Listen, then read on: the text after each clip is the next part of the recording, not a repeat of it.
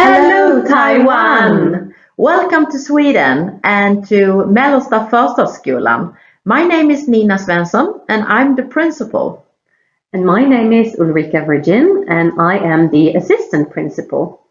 We're working on a school with 450 students aged 13 to 16, and the school is situated in the center of the third largest city in Sweden. Approximately 35% of our students have Swedish as a second language. And we will now take you on a short journey through our school and give you our view on organization, teaching and learning. A few years back, I came to a school that wasn't working as a unity and where teaching needed to improve based on research about successful teaching and schools. I organized the school with the aim to be a flat and transparent organization, more like a flow chart, which you can see on the picture, than a hierarchy.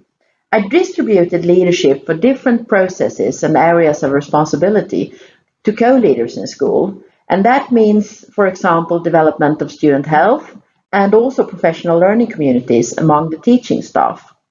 All to make sure that the quality in every area that mattered for our students' learning could be systematically followed up and developed if needed. This makes people feel responsible and engaged in their work.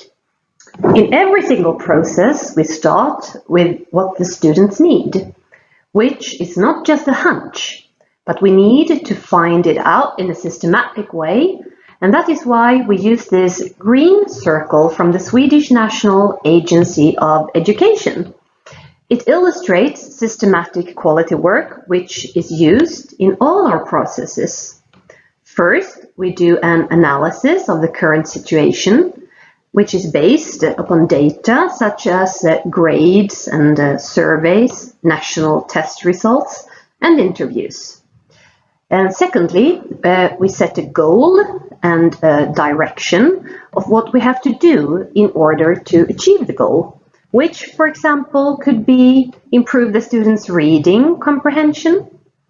Then we, of course, have to use the strategies we have set up. And finally, in the fourth and last step, we evaluate and then we analyze to be able to find the best factors for success in every process. And of course, we need to prioritize all the different needs and make a time plan, and then also communicate to everyone involved what is expected of them. And as you can see, we also have a model in the shape of gear wheels to be able to explain the 3 levels of systematic quality work on a more structured process and individual level. Where the small cogs, the individual level, is the most important ones because it is in the classrooms that the magic is supposed to happen. And in order to succeed, we have to adjust the speed on the structural level and also ensure that we have a common thread through all the levels.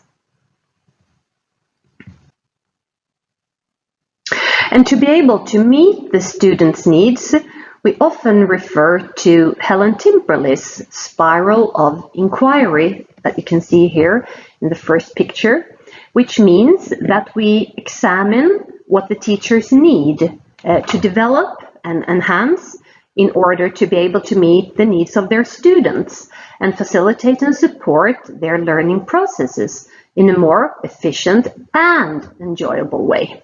And some other research we used in our work was, for example, the inspiration from Vivian Robinson's book, but also to be able to get all the staff to work in the same direction. I used John Cotter's 8 steps of leading change. In the way I took on different steps to get staff that followed the same direction. And one important means to do so was also communication and also transparency.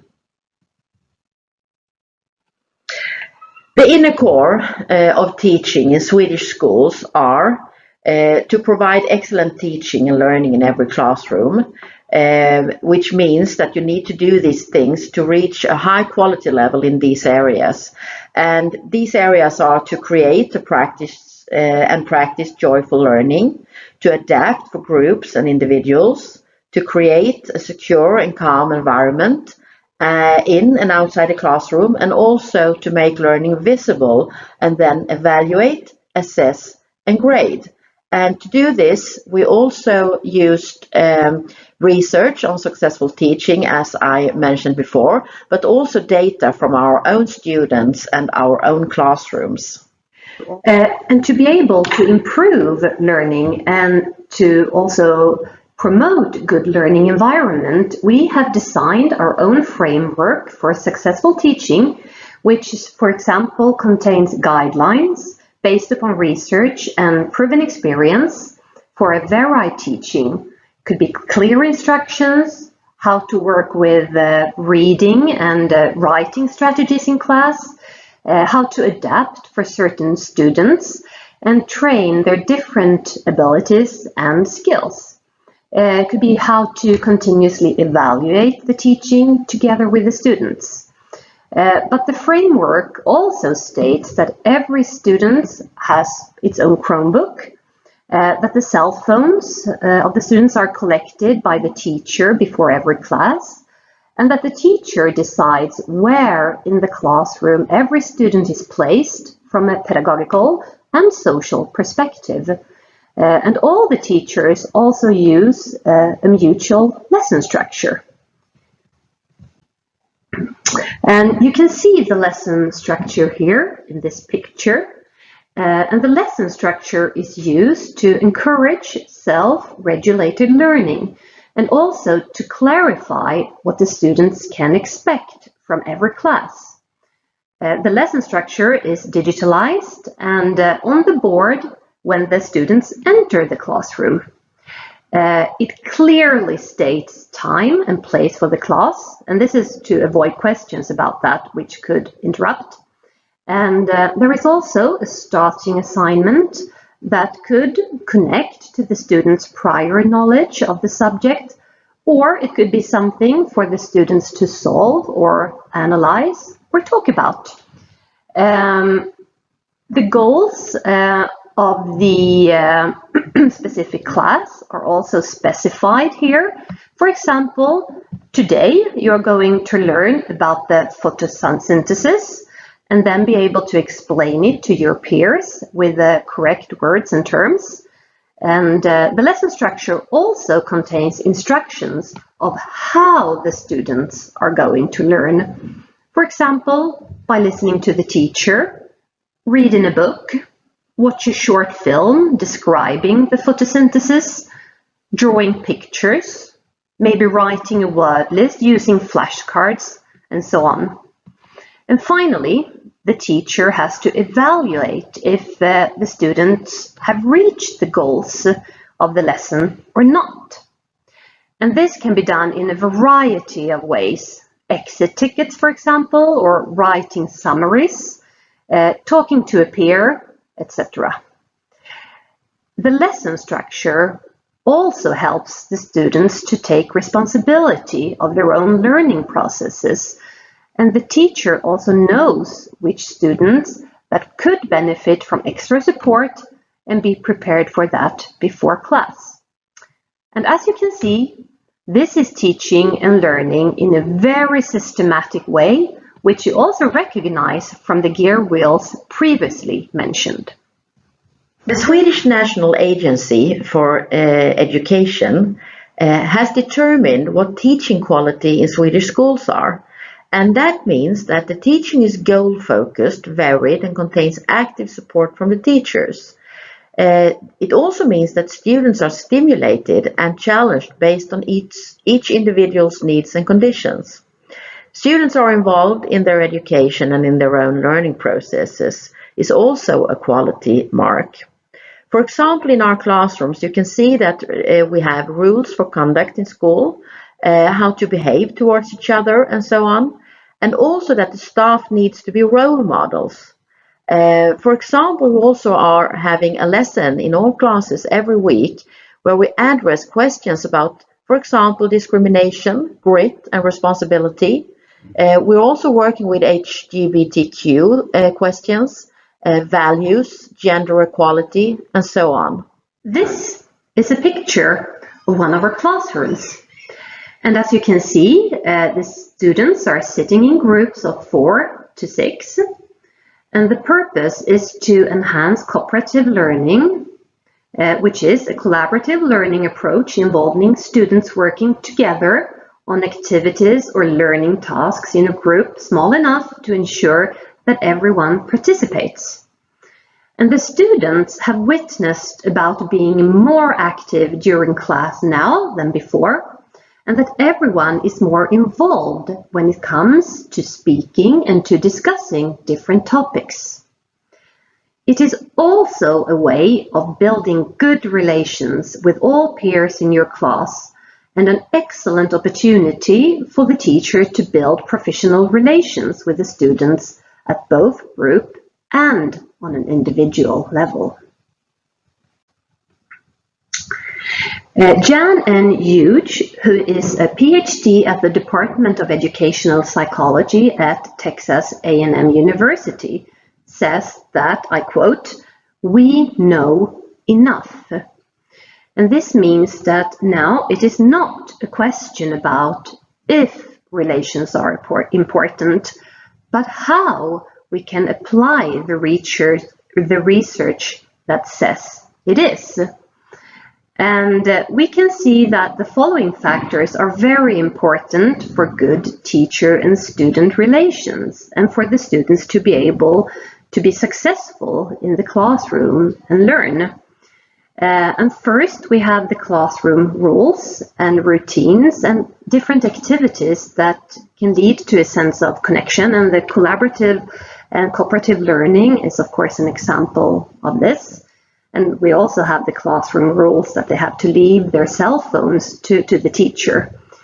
And the teachers are supposed to have high but reasonable expectations of their students' performances and social behavior. And here we can refer to Jim Cummins, who is a professor at Ontario Institute for Studies in Education at the University of Toronto, when he speaks and writes about the zone of proximal development, which means that if you have high expectations on your students, you also need to give them a lot of support, and then they will learn much more than if you have high expectations without support, because then they will fail. And if you have too low expectations, well, then the students will be bored. And the teachers also have to give their students positive feedback or feed forward, more so than critique. And also the students are given guidance to develop both their social and emotional skills. This survey here is an example how to investigate the teacher's professional relations with all the students in a class. All the teachers that are involved in the class, they gather and then they look at every single student to see what type of relationship they have with them. And the goal is to have good relations with everyone and to increase the awareness of students that might have no one to relate or talk to, and to have strategies to include all the students in the inner purple circle. Because as you can see here, there are students which we already have good relations with, and then there are students that we recognize who has non-existent relationships. And then there could be students with a problematic relationships, maybe a lot of argument, and then there could also be neutral relationships. But you're now going to meet a few of our students in grade 9 who's talking about how to build professional relations between teachers and students and why that is so important. Alright, so the way we build good relationships in the school is by communicating and interacting with different type of students. And also we tend to involve every student in some things, in some way, in any way. I think my favorite thing about the school when it comes to building relationships with the teachers is that the teachers sit with you at lunch. Like if you, especially if you don't have any friends in school or in your class, you can sit with your teachers and you can talk about school, or you can just talk about your home life. It's really fun because you can just build relationships in a very casual way. Yeah, we talk to people that we don't are used to talk to, and that's the way we do it. Yeah, and also the relationships between the teachers and the students are also kind of close. So yeah. Because in every lesson you can always like talk after the lesson to the teacher. Yeah, and be open with them. Yeah, exactly. Many times. Like for math, for example, I absolutely love math, and the love for mathematics and other subjects in that place has come from my teacher being so engaged in my personal life and giving me advice when I need it, and it can really help with building relationships that are a little bit more mature. Yes. So that you understand how to act and how to be when you grow up. They make it motivating, and they take like stuff that we like to do and like subjects that are interesting and put it in like our education, so it makes like it more fun. It makes it more interesting, and not only that, but also that it's very effective and an easier way to learn. Because if you know your teachers on a at least somewhat personal level, it takes away a layer of stress that can sometimes happen in class when you don't really know the teacher. Because I believe that in parts of the South Asian hemisphere right now, in Taiwan, there is a very formal level. There is like the kind of authority level to the teachers, and just being on a name-to-name basis, as a first name to first name basis, can make it so that you're maybe more engaged in the classroom. Because it does help with a level of authority and professionality. However, I do think, especially in the lower grades that we are in, it can really help to bond with the students and make them actually care about the subjects and be enthusiastic about it if they know the teacher. To promoting a collaborative school environment where learning is fun is the most important in our school, because our students need to be lifelong learners. Thank you so much for watching us, and have a very nice day. Thank Bye. you. Bye.